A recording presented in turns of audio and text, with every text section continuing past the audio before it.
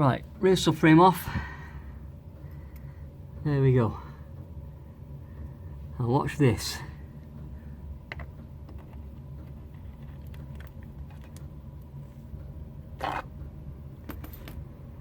Not supposed to do that. I'm not sure if you're going to be able to see this, but I'm going to see all that flexing. That's both inserts out. So I think all this section, all this heel board is a piece that's laid over these two inserts. So if I cut this out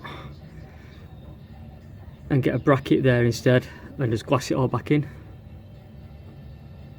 Okay, so this is what we have now.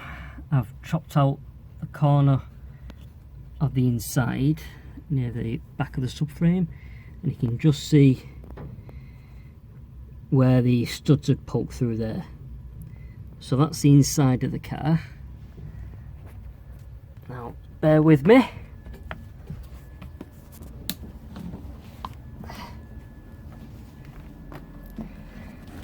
Right, and this is the outside.